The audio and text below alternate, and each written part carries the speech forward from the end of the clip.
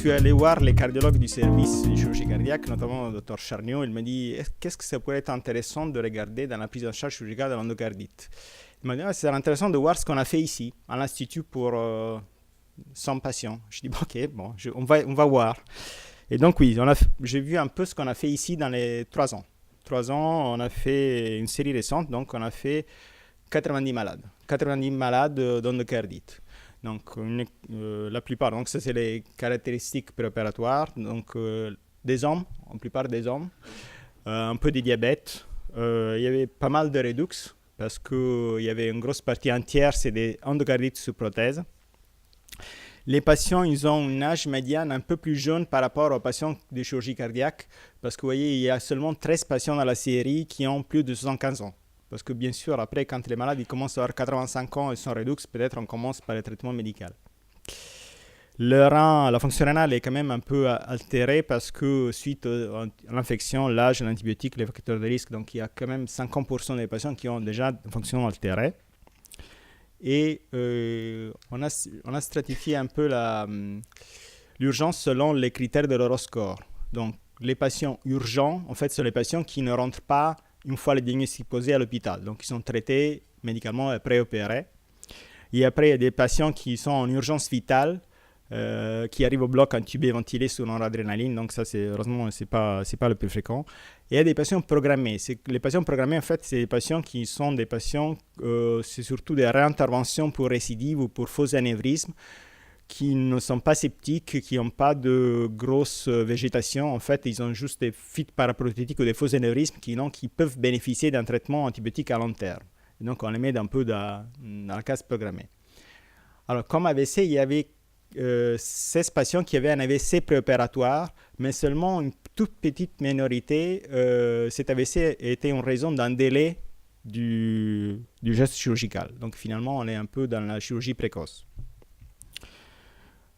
Alors, c'était un peu plus de la moitié sous valve native, 40% sous valve sur prothèse. Dans les prothèses, il y avait un TAVI. Et après, j'ai regardé un peu les endocardites précoces parce qu'il y avait 4 patients dont la porte d'entrée, c'était une médiastinite. Donc, c'est des patients opérés des valvulaires, ça c'est mea culpa. Donc, on a fait une médiastinite. Après, suite à la médiastinite, ils nous ont fait l'endocardite. Il y a 4 patients où l'endocardite c'est en récidive. Il y a un patient qui a eu endocardite précoce sur cathéter et une autre sur un cathéter central, bien sûr. Et un patient sur pyélonéphrite, un patient qui est parti en centre de convalescence, il a fait une infection urinaire et finalement il a fait l'endocardite précoce sur infection urinaire. Donc, on va faire attention à ça.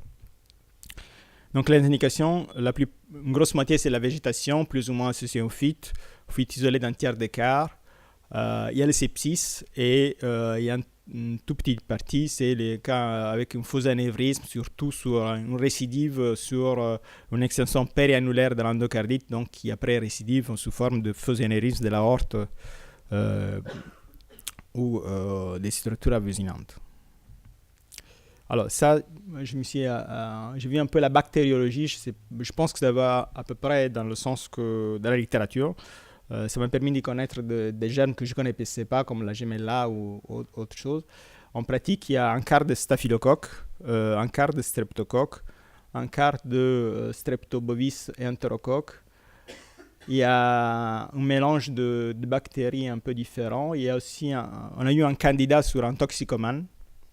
Et ça reste quand même 4% de cas où l'hémoculture reste négative, ou la culture même après investigation poussée. Alors ça j'ai vu un peu le délai d'antibiotiques, c'est à quel moment on a opéré les malades. Donc sur cette courbe-là, chaque point c'est un patient et globalement la durée médiane d'antibiotiques c'est 11 jours. Donc je pense que c'est pas beaucoup compte tenu qu'il y a certains patients où on opère vraiment très vite dans les 48 heures. Et il y a certains patients où en fait ils sont envoyés du centre d'accueil au centre hospitalier, après ici, donc ça pérégrine un peu avant d'être opéré. Donc je pense qu'on n'est pas très tardif dans l'intervention. Il y a quelques malades, comme j'ai dit, qui ont opéré en élection, mais ça c'est les réinterventions qui peuvent bénéficier d'un traitement au long cours d'antibiotiques avant d'être opérés. Donc lésions valvulaires, prédominance aortique, un tiers de la valve mitrale, il y a les doubles valves. Il y a quelques valves tricuspides toujours en association avec la lésion de la valve gauche, du cœur gauche, il n'y a pas eu dans la série des valves tricuspides isolées. Alors, on n'a pas pris en compte les lésions droites sur matériel de stimulation, pacemaker, etc. C'est que des endocardites natives gauche. Et donc ça, c'est tout, les endocardites tricuspides, c'est toujours associé aux lésions gauche. Il y avait eu quelques fistules, on peut trouver quelques fistules associées soit entre l'aorte et l'OD, soit entre l'EVG et l'OD, soit CIV. Donc ça, c'est des choses en plus. On a un cas de lésion associée sur la valve pulmonaire, pour laquelle on a remplacé la valve pulmonaire, et 4 cas de faux anévrismes. En fait, ça, c'est les récidives où en fait, on essaie de réparer en premier temps les lésions périannulaires, mais finalement, c'est récidive. Donc, qu'est-ce qu'on peut faire? Quand c'est simple, même si ici, sous la végétation, semble très, très monstrueuse, finalement, il n'y a pas d'attente périannulaire, donc on peut juste débrider les matériels infectés et remplacer la valve, c'est assez simple. C'est le geste plus simple et c'est le cas espéré. Sous la mitrale, ça peut être encore plus élégant parce qu'on peut juste réséquer la partie infectée et combler le défect avec un patch de péricarde et rajouter un anneau. Donc c'est vraiment très élégant, ça permet de sauver la valve du malade, c'est quand même assez bien. On peut le faire. On l'a fait dans la série, dans 10 patients, 9 patients, on a eu la réparation de la valve mitrale. Alors, l'abcès de l'anneau, parfois, c'est pas si simple que ça, parce que parfois la lésion s'étend aux structures annulaires, et donc à ce moment-là, le remplacement annulaire ne suffit pas. Cette complication arrive, on va dire, c'est un tiers des cas dans les cas d'endocarditis sous prothèse, mais ça peut arriver aussi dans les valves natives. Un quart des valves natives nous ont présenté un abcès de l'anneau. Donc, comment on peut le traiter?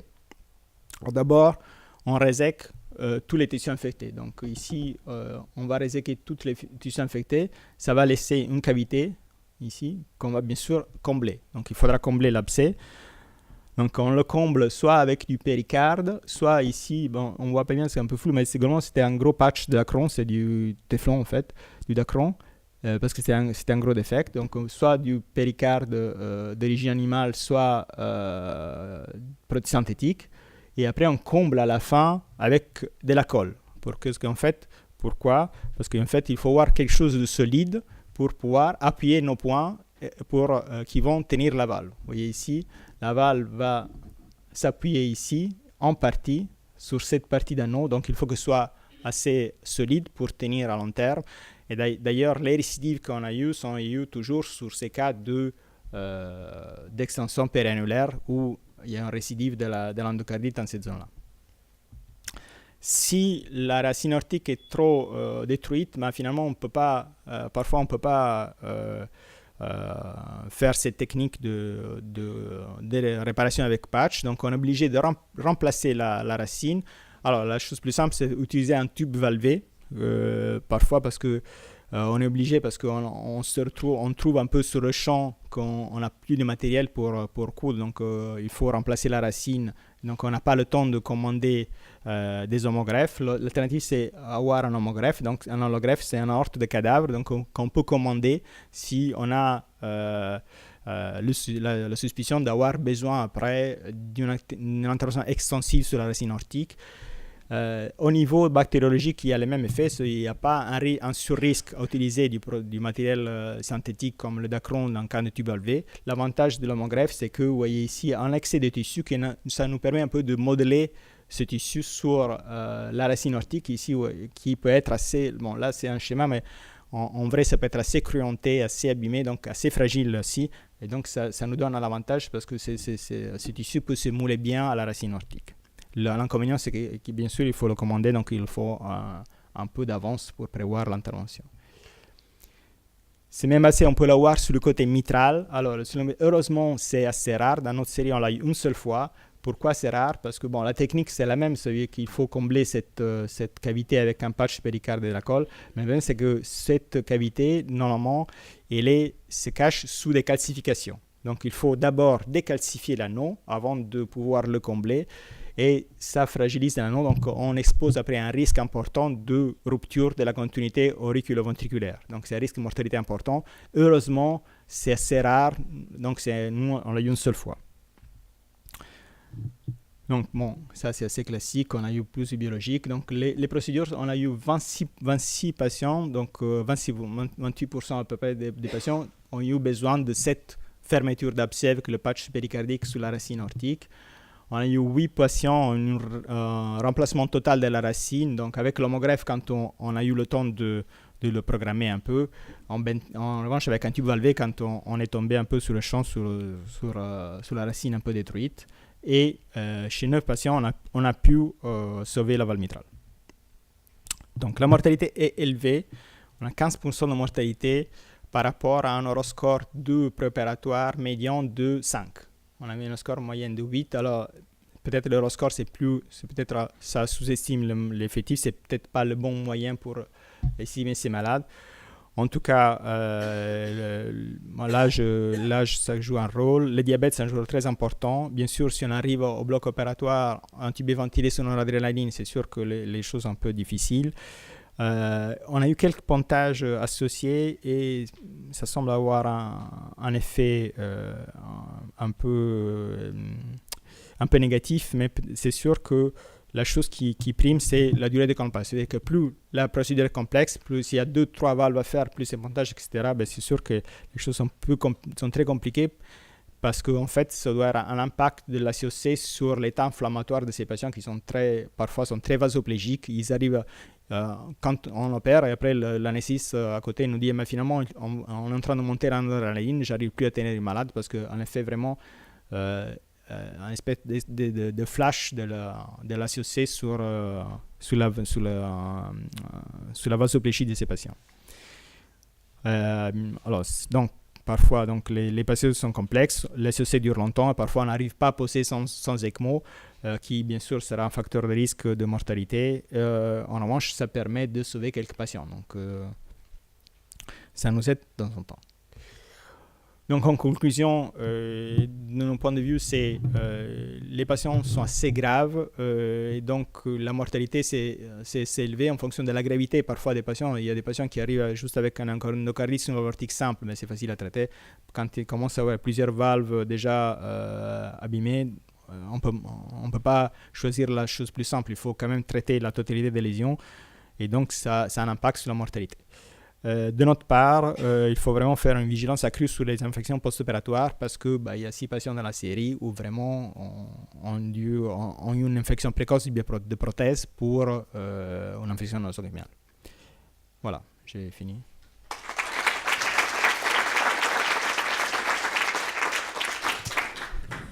Merci Cosimo. Concernant la mortalité, moi je trouve que c'est pas si élevé que ça compte tenu du profil de gravité de ces patients-là. La mortalité globale des patients, c'est 20 à 25% en hospitalier. Ouais. Là, c'est des malades graves sélectionnés dans un centre tertiaire qui sont souvent multidéfaillants. Donc, je trouve que... Alors, je ne sais pas comment vous situez par rapport aux autres centres, mais je trouve que c'est quand même... Honnêtement, je n'ai pas regardé. Oui, j'ai pas regardé. Non, j'ai regardé par rapport au score. C'est vrai que le score, c'est pas adapté probablement, je pense. Ouais. Concernant le timing chirurgical, sur l'aortique, on a dit il faut pas attendre, nous sommes bien d'accord là-dessus. Quand on a une fuite importante, fortiori symptomatique. Sur la mitrale, c'est effectivement différent. Est-ce qu'on a intérêt, sur le plan chirurgical, d'attendre la cicatrisation des tissus pour augmenter la probabilité de plastie? En fonction des chirurgiens, on me donne des réponses un petit peu différentes. Je ne sais pas quelle est ton expérience là-dessus. Est-ce qu'on a intérêt à attendre une fuite importante, post-symptomatique, pour l'opérer à froid une fois que ça a cicatrisé pour réparer plus facilement? Alors, si on peut attendre, c'est toujours mieux attendre. Après, on peut rarement attendre parce que le patient, globalement, il est sceptique. Général, ouais. Il est sceptique. Il y a des végètes. Donc, théoriquement, alors je ne vais pas montrer la photo, mais théoriquement, si on a le petit trou sur la valve mitrale très bien cicatrisé ou juste à mettre le petit patch, c'est l'idéal, mais malheureusement, ça arrive très rarement. Richard a une question, je crois. Non, juste, est-ce qu'on a la preuve que la plastie c'est mieux que la prothèse et que dans les prothèses, la bioprothèse, ça sera mieux que la prothèse mécanique en termes de récidive de l'infection? Ou est-ce que c'est pas clair du tout? Alors, mon sentiment c'est que c'était pas clair, mais est-ce qu'il y a des données là-dessus? Honnêtement, je n'ai pas la réponse. En termes de plastie, honnêtement, je n'ai pas la réponse. Nous, on fait une plastie. Tant qu'on peut faire en plastie, on essaie de faire la plastie parce qu'on essaie comme ça. Je pense qu'en termes de substitut, il n'y a pas de... On choisit vraiment en base à l'âge du patient. Donc, c'est pas... Mais il y a quand même, en tout cas, en termes de bon sens, on aurait tendance à dire on ne va pas mettre une mécanique dans cette situation-là si on peut faire autrement, non, ou même ça, c'est pas acquis. C'est pas acquis. Ça, c'est une vraie question. On en parle. Là. On a un projet avec Guillaume et Quignan parce qu'on a l'impression que la gestion post-opératoire de ces malades graves, la problématique, c'est que le patient sorte vivant de l'hôpital. On est bien d'accord. La vision à long terme, mais c'est pas tranché comme question. Je sais pas ce que tu en penses, Guillaume. C'est vrai que c'est une vraie difficulté. Alors, en réanimation, pour ce groupe-là, on a l'impression d'avoir des complications vu la mortalité, que l'objectif est d'essayer de faire en sorte qu'ils survivent 5 ans. Et si ça peut être avec une bioprothèse, c'est probablement plus simple la gestion périopératoire qu'avec une mécanique. C'est notre sentiment en tout cas, c'est pour ça que souvent ces patients-là on opte plutôt pour une bioprothèse. Étendre ça aux endocardites opérées, c'est quand même autre chose. C'est vrai qu'il n'y a pas de réponse à cette question. Et c'est justement ensemble de regarder ça en rétrospectif, mais est-ce que ça permettra de donner une réponse? Ce sera déjà un élément de réponse. Moi, je pense que en tout cas, dans les revues chirurgicales, je ne vais pas regarder trop les autres revues, c'est un peu réglé maintenant. Le choix de type de valve, c'est comme on opère un patient pour une pathologie normale, pas handicapée. Donc, valve mécanique, bioprothèse, hémogreffe, tout c'est la même. En fait, ils disent qu'il y avait un moment quand on avait un extraction, ils étaient sûrement d'accord que pour endocardique, l'hémogreffe, c'est mieux. Même pour un remplacement valve simple, ils utilisaient le parti de l'hémogreffe comme un valve simple.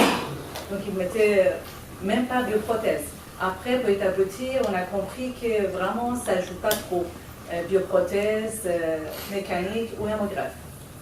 Même sur les destructions de la racine de la valve aortique, on peut utiliser la même technique, ça veut dire patch, dacron ou péricarde, comblé par un bioglue et mettre un dental mécanique ou biologique par rapport à l'âge de patient.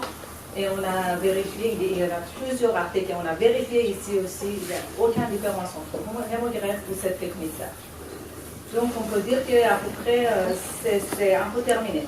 Mais après, on est d'accord pour les patients graves qui n'ont pas espérance de vie trop prolongée à cause de comorbidité ou quelque chose, même s'ils sont jeunes, on peut mettre un biologique. Ça c'est autre chose. Mais vraiment, il n'y a pas problème pour le choix à cause d'un handicap. Ce d'autant qu'il y a le problème de l'anticoagulation immédiatement après la chirurgie quand même, si on repart sur une mécanique. S'ils ont un petit AVC, ça ne va pas faire l'affaire. Je dis, ça dépend de tout ce qui est comorbidité qui existe autour. S'il n'y a pas de comorbidité, il n'y a aucun réponse. Il me paraît qu'il reste compliqué. En tout cas, c'est aussi grave que le cancer quand je vois les chiffres. Au moins.